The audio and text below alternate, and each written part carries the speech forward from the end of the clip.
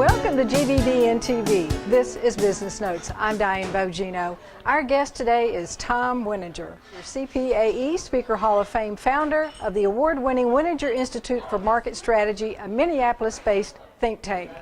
Thom is author of the best-selling books Price Wars, Full Price and Sell Easy, and his just-published book Bullseye, Thinking Smart, what market leaders are doing to consistently hit the mark. Thom is one of the most in-demand corporate strategists and speakers in North America today.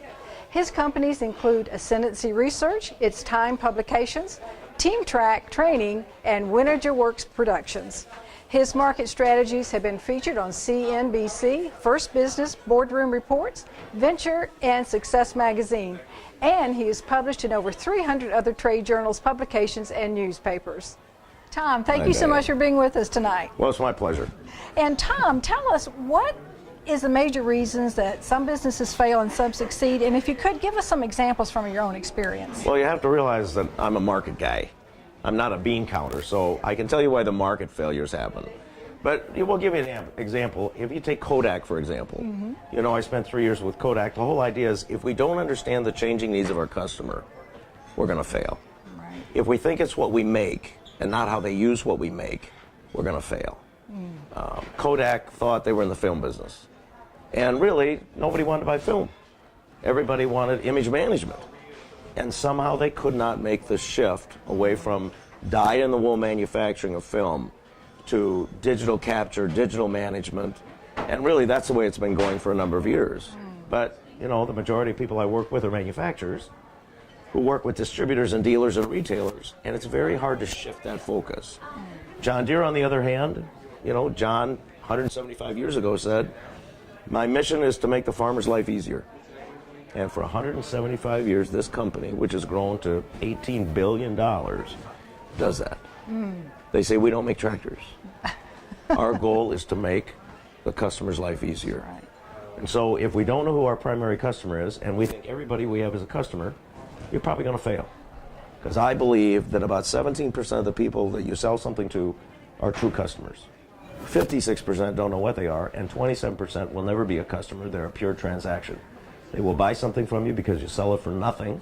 You give it away, you put it on promotion. The 17%er keeps you in business. The challenge is you don't know who they are. You don't know why they buy from you. You don't know what their changing needs are. And that's the challenge to most businesses today. I'll give you an example. Best Buy, closing 1,000 stores. Why are they closing stores? Because they're unprofitable. Well, to a marketing guy, that's not the answer. The answer is a person buying something at a Best Buy wants help. They want a Genius Bar. Actually, we're doing the research now on Genius Bars in technical stores all over the country to figure out what they want when they walk up to that Genius Bar. Now, this is not a new idea. I mean, Apple came out with this years ago, and they now charge for the Genius Bar. I mean, if you're a venture partner at Apple, you pay $500 a year to get special attention. Well, you say, well, I can't charge that much. Well, how are they doing it? You know, I love businesses who tell me they can't do things. And then they figure out, oh, somebody else is doing that. Well, how are they doing that? We can't do that. You're going to fail. The challenge is more companies today are failing, unfortunately, than companies are succeeding because they don't know how to pivot their focus, customer service and products to the primary customer who walks in their store, goes online, calls on the phone. It's key. Wow. Thom, you know, we hear so much about teams and teamwork and be a team player these days, but you say enterprise is actually more valuable. Tell us about that. Thank you for asking me that. For years, I talked about teams, and then I discovered teams are normally siloed groups that work closely together to help each other. The enterprise is what we need in business. So in other words, if I have a sales team, and I have a service team, and I have a support team, I silo them. I stick them in departments, and each one talks interdepartment rather than interdepartment. And so I go to a dealership and they have a parts department, a service department, a sales department, and they have different customers. The parts guys have their own customers, the service guys have their own customers, and the sales guys have their own customers. And they're all great teams. But they're losing $1 million every 12 weeks, times 100 stores. Wow. Well, we're losing a lot of money because we don't know what enterprise means. The whole idea of enterprise is cross-departmental. We have to break down the silos of departments. We have to have cross-departmental meetings. We have to have a common vision and mission among the whole organization. then applied in action steps within the departments. That's enterprise. It's a big move. Yeah. I think it's the number one trend going forward right now. Great. Is turning into Write enterprise. that down. Yeah, it's huge. And I own the website. Imagine that. Well, Enterprise Car and I share Yeah, the right. name. But, yeah. So tell us about some of the absolute truths that you speak about. This is also fascinating for me. You know, I've been at this 34 years. I've worked with 2,800 companies. And it's amazing to me that there are truths that you cannot argue with, that own you. You don't own the truths. Actually, a friend of mine told me that. He's a college professor. He deals with Aristotelian thinking. And he said, you know, you talk about owning these 28 truths you have, Wininger, but truth is bigger than you will ever be. I'll give you one. It's not what I sell, it's what the customer buys that creates value. That's a truth. So in other words, if you come to my restaurant, you got to decide, is it the food or the sociality? One plays over the other. No, you can be good at everything. No, you can't be good at everything. What is the reason people buy your product? Not what are you selling? So if I'm into financial planning, I'm really not in financial planning. I'm in the business of helping you feel secure late in life, deal with the debt of college. You see, you define it at a total different level. Right. That's selling. That's the same thing. The other thing to me is the truth is always in the founding purpose. It's amazing to me. I've unpacked all these companies, and I go back to the founding purpose for the company, and that's what they should have stuck with. The original founder had the right idea. You know, George Eastman had the right idea. George was trying to give his friends some technology that they could take pictures of where they went and remember them after they went there. And Kodak, for all these years, has tried to get out of that business because they want to be in film. It's crazy. Disney, Michael Eisner, don't get me started on this. Eisner takes over Disney, and all of a sudden he's out of family entertainment. Everything's PG-13. And they stick a name on it, and 13 minutes in, you see things you don't want your kids to see. That's why it's PG-13. So, you know, when the Disney family then moved back in, they just took it back to where Walt was. It's all about family entertainment. Right. If it's not family entertainment, a founding purpose of the company, you're going to lose it. You know? That's right. You talk about the fact that the best companies have the best customers. How does that happen? Isn't that amazing? It is. Isn't that amazing? Invariably, when I go into a company that's really successful and I unpack their customer load, I do that. I actually will get the customer lists. I'll have them run at high to low based on revenue and margin. And I typically find the reason they're good at what they do is because their customers are the best customers. In other words, there's 5 characteristics around every core customer. And you identify the 5 characteristics. Like even in my consulting, I'll share what mine are.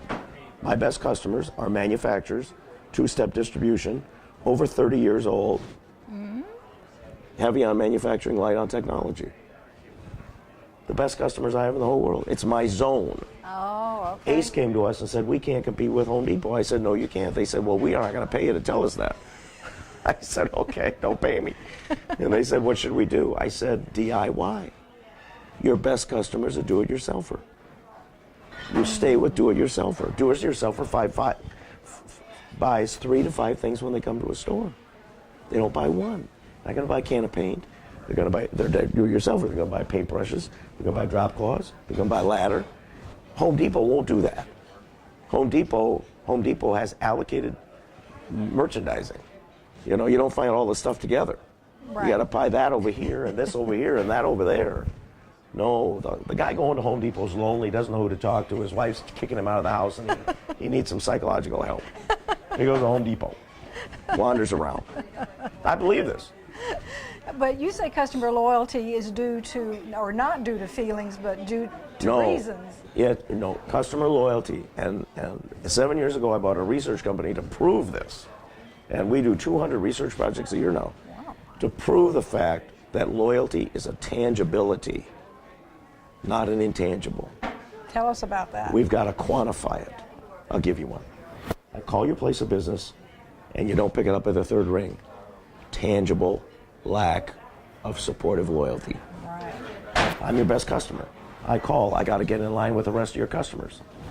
You're not going to keep my loyalty. You're not going to keep my loyalty. Right. You know, right. Even the dry cleaner now, I've got the dry cleaner selling $15 dry cleaning bags to their best customers. And the customer doesn't have to stand when they bring the bag in. They throw the clothes in the bag. There's a tag number on the bag. They have a digital database that tells them what to do with my shirts, medium starch on hanger. I toss the bag on the counter and I run. They got lots of happy customers now going there paying a little bit more because they don't have to wait. Right. That's tangible. You know, all tangibility delivers loyalty. Wow.